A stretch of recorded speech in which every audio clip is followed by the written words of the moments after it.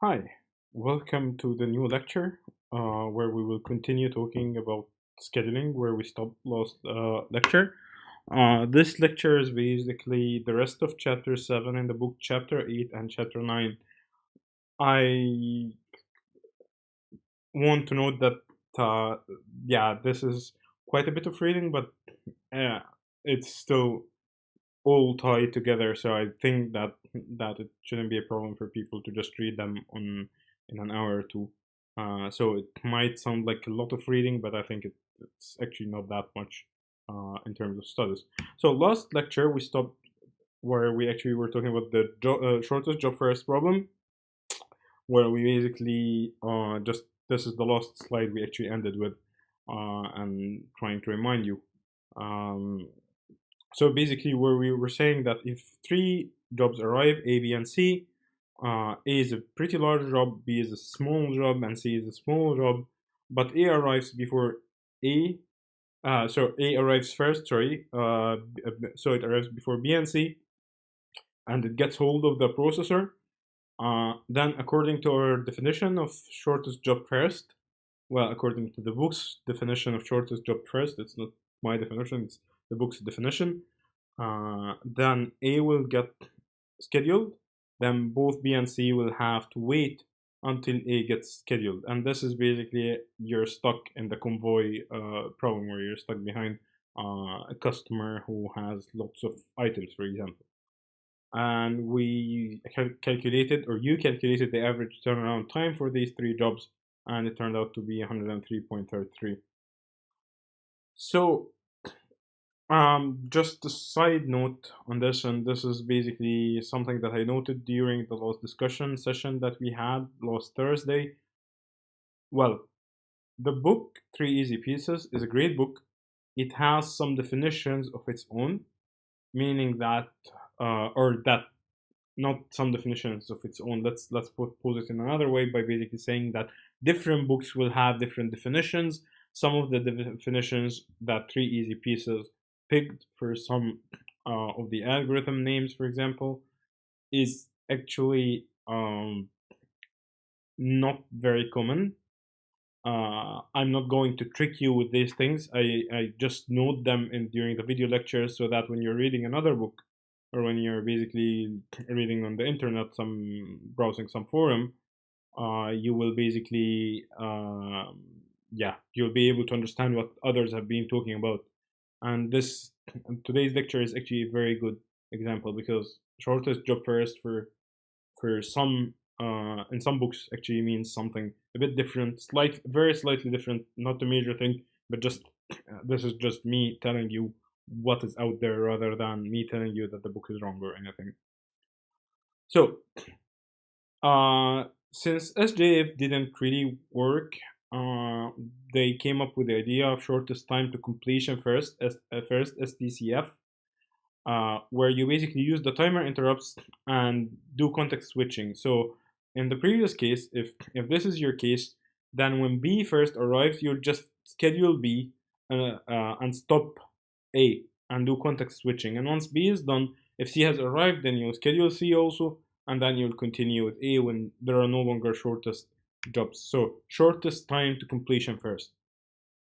My note on SJF was that some other books would call shortest time to completion first SJF also. So, I mean, this is just for you to know that.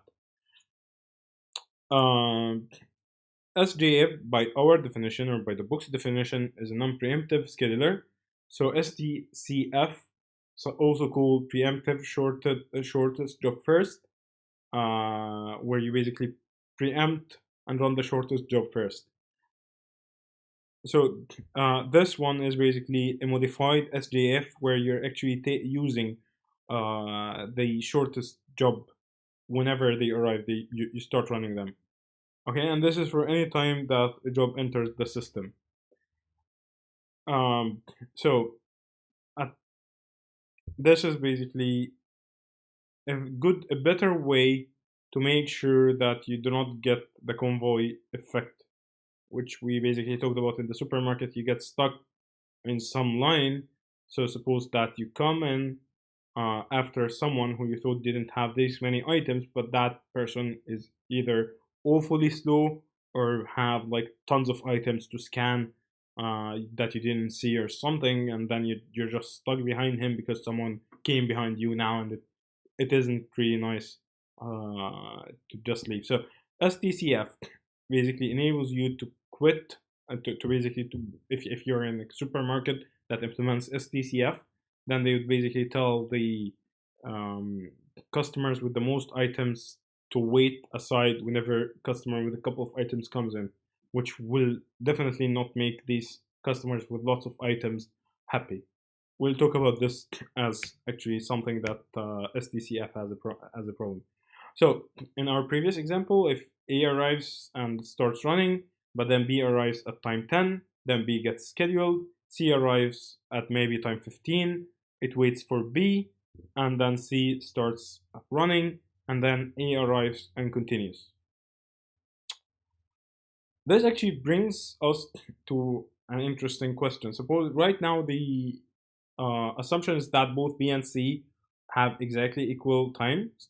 What if C was like, I mean, B is taking 10 time units and C is taking 10 time units. Suppose that C was basically a 3 time units thing that arrived after B arrived by 1 millisecond or by 1 time unit basically. So now B has been scheduled for 1 time unit.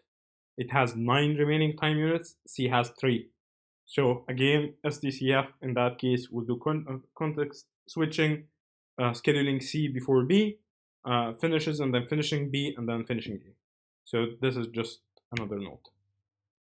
So if you are going to calculate the turnaround time for this algorithm, then you will basically say that A took 120 seconds to run, basically, to finish.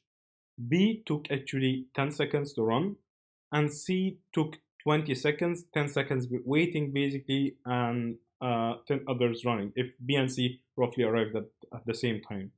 So the result is a much improved average turnaround time, which is 50 seconds basically, and you can actually prove that this is the most optimal strategy when it comes to the average turnaround time. Okay, so this is, I mean, it's provable, like with mathematics and these things, equations and stuff, that if you use that, then you're actually at the optimal turnaround time. So why use STCF? Well, it has reduced average turnaround time, as we said. The scheduler will always preempt longer ones for shorter ones. Now I am going to ask you a question.